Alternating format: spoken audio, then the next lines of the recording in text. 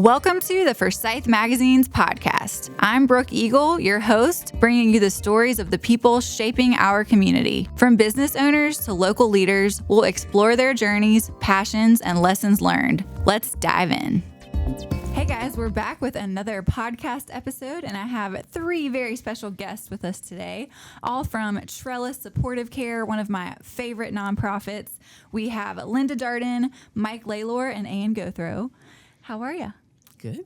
Good. Great to see you today. You. Yeah, I saw Ann not too long ago, but I'm really excited to have Linda and Mike here. So Linda has been the CEO at Trellis Supportive Care for how many years? About 10 years, a little over 10 years. A little over 10 years. Yeah. And she is passing the torch I am. over to Mike. But I want to start with you, Linda. I want to hear about just your experience at Trellis over the past 10 years, what you've loved, what you're going to miss. Yeah. Well, I'd say first off, what I love is the mission that we have and hearing from families what an impact we've had on them as our staff have been in the home, helping them at a really difficult time. So it's really, it's just the most engaging mission, and that keeps you motivated and keeps you wanting to do the work. So it's just really powerful, I would say. And then what I'm going to miss the most is the people I work with.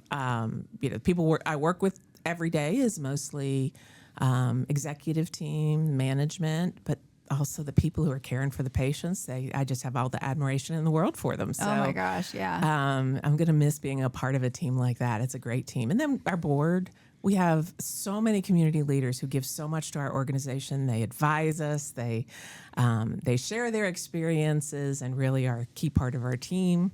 Our leadership council is great. I mean, so many people we have that are a part of making it happen. And I will miss them a lot. Of course. So what was I know a little bit of your history, but give me a refresher. So up until you took on the CEO position, what was your career before then?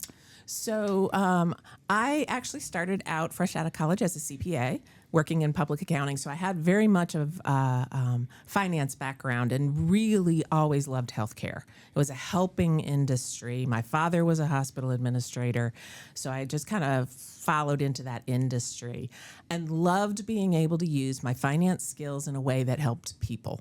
I can't do bedside work very well. That's just not in my wheelhouse, but I can be behind the scenes and enable the care. And so I worked at what was then Baptist Hospital, now Atrium Wake Forest Baptist, for a long time, and then moved to what is now Trellis Supportive Care in a different role. I was overseeing some different functions and eventually became the CEO. That's amazing. Yeah. I love it. So when was your official retirement date? It's June the 13th. Okay, so you still have a few more, less than a month. Yes. Oh my gosh, Yes, the yes. countdown's on. Oh, it is on. Yes. Yeah. What are you most excited about for retirement life? I think what I'm most excited about is not having my calendar full of meetings every day. But I do have a lot of travels planned. I've got some hobbies I'm really looking forward to getting to. I've got family in other states I want to visit. What are some trips that you have planned? Oh, my big trip. I'm so excited. I'm a big hockey fan. Oh, okay. We have tickets to the medal games in the Olympics in February. Wow. So I am so excited for that trip. Very exciting. Hope to see some players we know from watching NHL, and go Canes, have to say that. Unfortunately for last night, we need to move past that. We're going to move right on. Yes, thank you very much. Oh no, did they lose? My brother's a big fan. Rough He's going to be night. sad. It was like, 5-1? Oh, it was rough. They were doing so good. They were. And, off topic, it's a transition year. We expected them not even to be really making much of a dent in the playoffs. So they've done better than expected. I love that you're a big hockey fan. That's awesome. Yeah. So what about the hobbies that you're looking to get into? Well, I have taken Hockey. Hockey, for sure. I have taken up watercolor. I picked that up during the pandemic, actually. Very cool. And I'd like to spend a lot more time on that. That's when I'm having trouble fitting into my schedule. I'm also a lifelong Jane Austen fan. So I'm part of a couple of organizations, kind of like a literary society. And we've got some trips we do, some projects we do, and I really want to be more engaged with that. That's awesome. Yeah. It's always interesting to see people that go into the retirement phase. My parents are always a funny example. My dad just like immediately thriving in retirement, loving it. Yeah. My mom tried it for 2 weeks and couldn't do it and started another magazine. Right. So it's and I've seen so many stories like that. People either just like completely thrive and love it, and some people are like, oh no, right, I need something else to do. And I may be surprised. Yeah, you know, I may get into it and think, nope. I'm sure you'll do some volunteering, and I'm sure you will have plenty of things to fill your schedule. Yeah, I think so. After you get a few weeks off of just a little bit of nothing. Yeah, that would be nice. Yeah, I would enjoy that. So, Mike, I want to jump over to you. You are not brand new to Trellis by any means. So I want to hear a little bit of history about your role in Trellis and your upcoming role. Yeah, correct. I've been with the agency now for about 12 years. I joined in 2013, and I've served as the chief medical officer for the entirety of that time. Okay, awesome. So what are you most looking forward to about stepping into this CEO role? Yeah, I think it's an exciting time in the industry. There's a lot of changes that we're seeing happen nationwide that I think we have the opportunity of positioning Trellis as a leader in some of these new care models. I think if you look at the history of the organization, it's always been one of the largest in the state. It's always been very forward-thinking in the services it can offer the community. And I think we have the opportunity to really capitalize on that history. There's a lot of transition from the traditional single line of hospice care to a more all-encompassing model of care revolving around serious illness, and being able to position the organization to be a leader in that space, I think, is an exciting opportunity. Yeah. So kind of a question for both of y'all. How are you two navigating the transition process? Because I know I always joke that I always said when my mom retired, I was just going to start on Monday. She was going to retire Friday, and I was going to start Monday. But it actually doesn't work like that. No, yeah. So how are you guys navigating your differences, I'm sure, and kind of how you're going to make that transition nice and smooth? Well, I'll start off by saying, I've worked with Mike for the full time he's been at the agency. And we've worked together really, really well. He's a great strategic thinker, strong business background, a really true healthcare leader in addition to being a physician. So we've worked together on a lot of initiatives for a number of years. And so I think, about a year ago was when we announced I was going to retire and he was going to step in.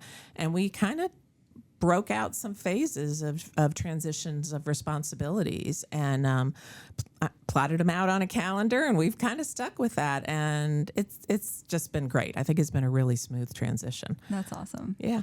Yeah, I cannot imagine a better steward of the transition process than what Linda has done, and the support that she has provided me in learning all of the things that you just don't know you don't know yet. Yeah, you don't know what you don't know. Familiar with the practice. I've been a hospice physician now since the late 90s. I understand the clinical side of it, but board preparation, coordination with outside activities, making sure that information is appropriately cascaded through the organization in a different methodology that I've done previously, even just the day-to-day interactions with other members of senior management and the insight that she can provide me on what is needed to effectively deliver messages amongst our own team has been fantastic. Oh, I love it. Well, I think it's really cool, one, that you have been so involved with the organization for the past 12 years, right? I think that's amazing. And I think it's really cool, too, that you guys clearly have a lot of differences as far as like your past experience. I think that's going to be cool for Trellis to kind of experience a different leadership, just something that's a little different. Absolutely. What would you say, and this might be a question for Anne, since she's like an outside and it's not one of y'all. What do you think the biggest difference between Mike and Linda is as far as their leadership style? Well, I think that's yet to be seen. Yeah. Yeah, I mean, I don't know. I can say from my lens that for an organization that has enjoyed so much community support and is such a stable organization, I'm thrilled at how seamless this transition is going and how it's been planned and, slowly but deliberately. I have to say, too, about Mike, I don't even know if he would remember this, but when my father was in Trellis, I saw you at the bedside, and it was kind of an above and beyond visit. And so Linda has talked about his business acumen, but I've also seen him at the bedside. So I think that's lovely to have somebody coming into that position has been fully immersed in the patient care side of things. Yeah. Yeah. I love that. So yeah, Mike, I want to talk about that a little bit more and your confidence in the staff and kind of how you get to be a part of that day-to-day care. You get to witness that. Yeah, it's a fantastic team. I mean, the individuals who are at the bedside, I think there's a special type of person who's drawn to the field. Obviously, this is not a common line of practice that individuals leaving nursing school or medical school say, hey, I want to spend the majority of my time serving the sickest people that are out there.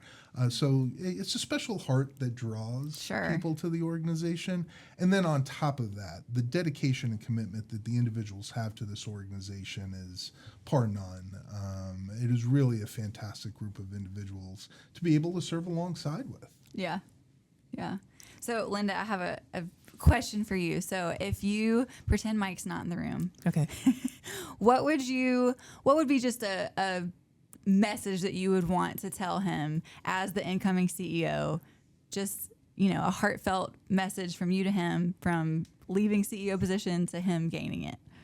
I guess one thing I would say to anybody moving into a CEO role is really believe you don't have to do it all, right? You're not in a position where you're doing everything. You're setting a vision for the organization.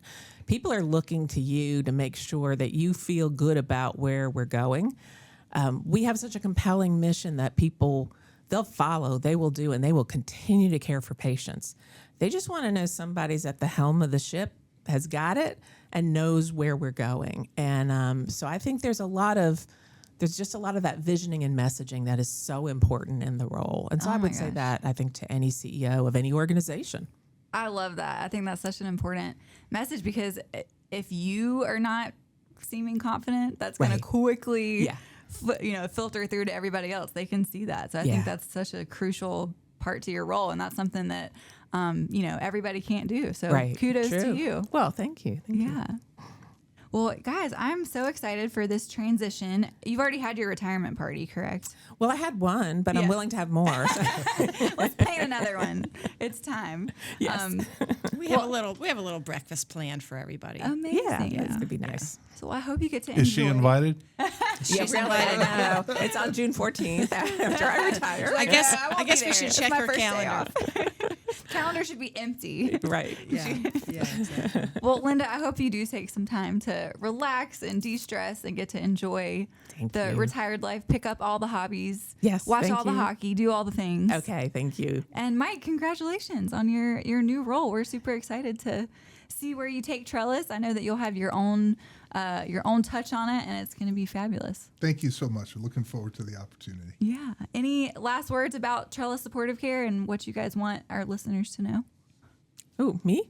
I guess I would say, if I were to all the listeners out there, just know that we're here for you, and we truly care about helping you to make every day the best it can be. I love that. And where can we learn more about Trellis Supportive Care? Anne, you've got it. TrellisSupport.org. All right. And and I probably mentioned this the last time I was in here, but if there is anybody listening who's thinking like they could use some support, whether it be palliative care, grief counseling, or even thinking about hospice care, on our website there's a place to start a conversation. So you don't even have to pick up the phone. Just TrellisSupport.org. You can learn so much about what we do, and you can start a conversation. I love that. And there's plenty of volunteer opportunities that I'm sure are also available on the website. Yeah, absolutely. Yeah. a great organization. I love working with Trellis. We've been involved with y'all for, 10 years, if not more. Probably at least. And it's just, y'all are doing fantastic things, and it's an honor to be involved with you guys. Well, thank you, and thank you for having us. Yeah. And as always, you can find Forsyth Mags and all of our content on our website, forsythmags.com, and you can find us on social media at Forsyth Mags. And that is a wrap for today. The views and opinions stated on this podcast are solely those of the contributors and not necessarily those of our distributors or hosting companies. This podcast is copyrighted and cannot be reproduced without expressed written consent of Forsyth Magazines Incorporated.